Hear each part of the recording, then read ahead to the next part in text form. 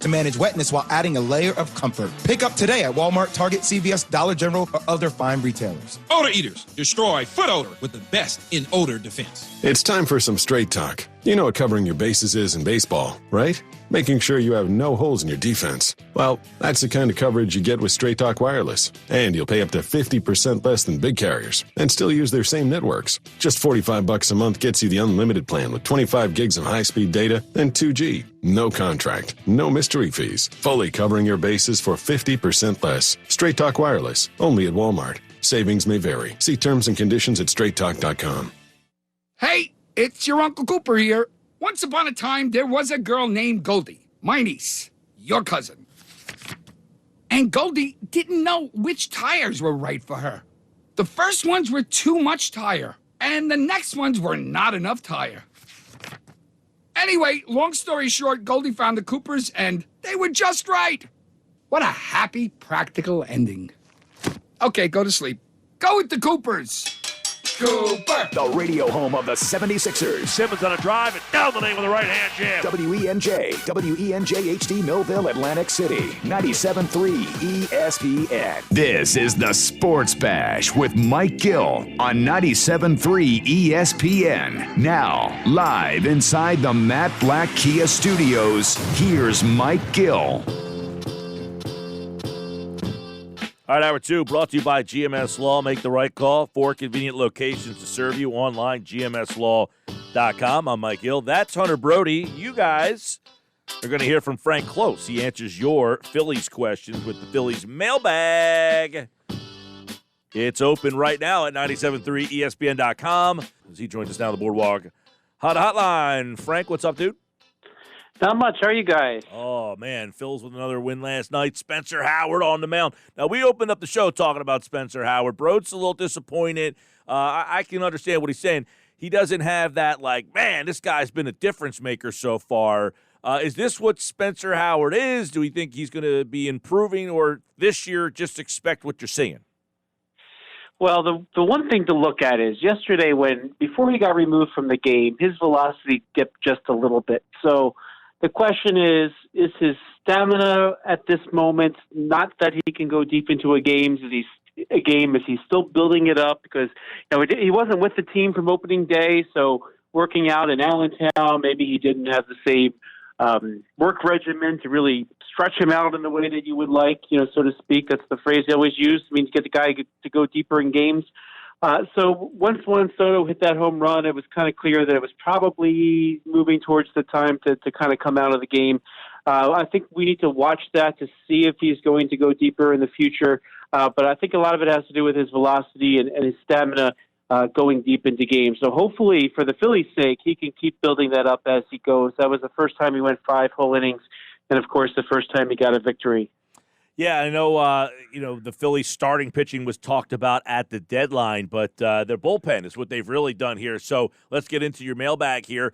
Do you think they should have gotten more at the deadline? Should they have gotten a starting pitcher? Or was David Phelps was all they got, but keep in mind they did add a couple pieces last week too.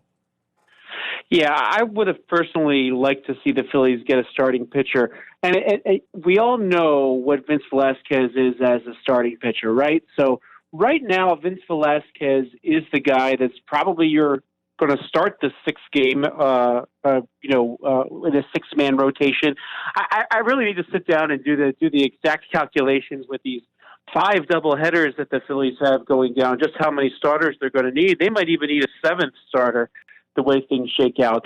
And, when Vince is your 6th guy, then what do you do beyond that? And then on top of that, what if somebody gets hurt? They really don't have any other options.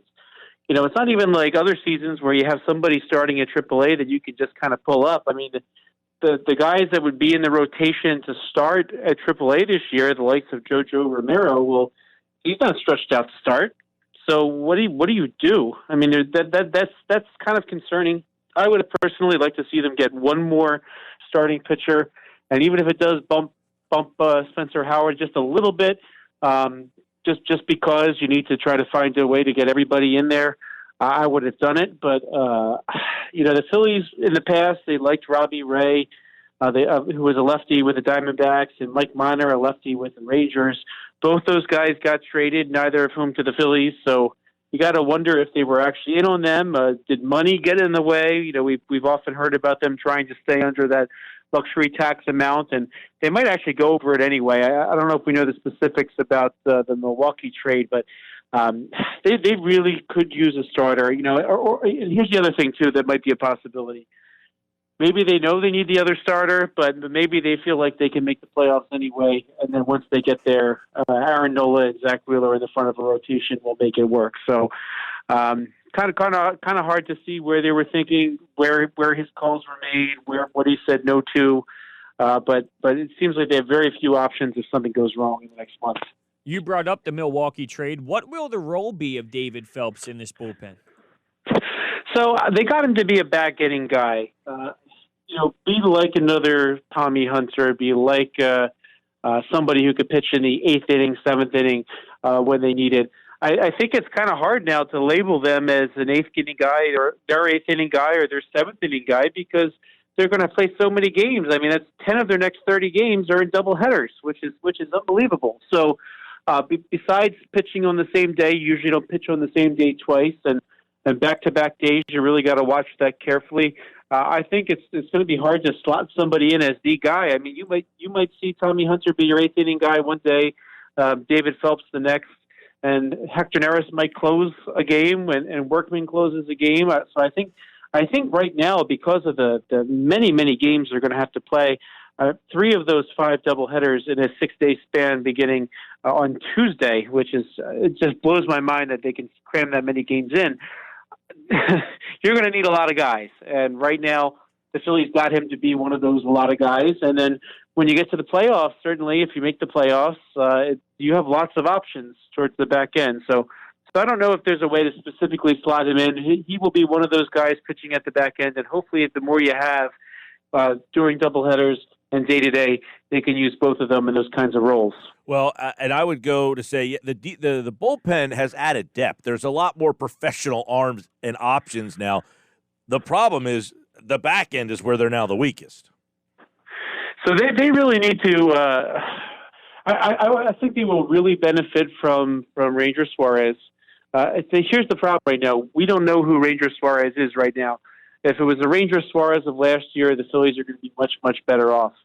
He was stretched out to be a starter. Then, unfortunately, he was on the COVID list, or so we're not supposed to know. Although they had to make a 40-man roster move to put him back. So yeah, he was on the COVID list. We don't know how bad he was, what his arm strength's like. There's so much that we just don't know about Ranger Suarez right now. I think he will be a huge help if he can be like he was in the past and go multiple innings. But again, it's so hard to say right now. With the additions of Blake Parker and David Hale, they're probably the guys that are going to give you a couple innings in the middle. So they have a lot more options. But I will say this about the Phillies bullpen: there doesn't seem to still feel like the guy that's a total lockdown option, or the bullpen's a lockdown bullpen. But they certainly have a lot more pieces to the point where they're not going to do what they did the first 30 games, which is blow 8 of them in the bullpen in a very terrible way. They're not going to do that the rest of the way. So that's a good thing. Do you think that the Phillies have a better shot at the playoffs now compared to a week ago? Well, absolutely. It's really hard to say that they have not improved. They made the first round of trades, and then even since then, now you've added Ranger Suarez and you've added David Phelps. That's going to make a big difference. And it's something else too to consider. We're seeing guys turn things around that were struggling. I mean, Rhys Hoskins, if you look at his numbers, he's got an OPS over 900 now, and he's hitting home runs, he's hitting doubles. He's the offensive force that you thought that he was going to be. Andrew McCutchen brought it around. Even Gene Segura's come around, and that allowed the likes of JT Realmuto and Bryce Harper, who were playing out of this world, to just be average to good for a little bit and not be super, super, super hot the entire time.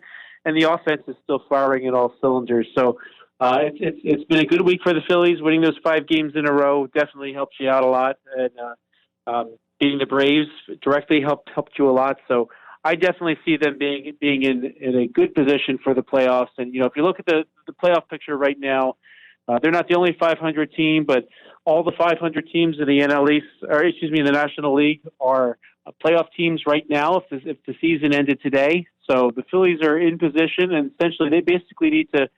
Again, as I just said, they blew 8 of those games in the bullpen. If they can blow 4 instead of 8, you're looking at a much. The Phillies could have been 19 and 11 right now if they just blew half the games, right? So if they were only kind of bad, not completely horrible in the bullpen, that would have made a world difference. And hopefully, with the bullpen being what it was, I don't know if they go 19 and 11 down the stretch with all those doubleheaders, but you might only need to go like 17 and 13 to secure a playoff spot, no problem. That is crazy to think of. 8 blown games from your bullpen. One of them I can vividly remember. They had a 7-0 lead in the first inning. They couldn't hold a game like that. With this new look bullpen, they should be able to avoid those types of collapses. Frank Klose at Frank Klose on Twitter, and of course his mailbag questions. You can read them on Tuesdays right here on the Sports Bash. Ranger Suarez back. Jay Bruce last night hit the homer. We'll check out the Phillies schedule for tonight. Aaron Nola, Patrick Corbin for the Phils as they take on the Nationals. Frank, appreciate it, man. Always good to talk to you guys. As well as you is a Frank Klose Tuesday. He, like all guests, appeared via the Boardwalk Honda hotline.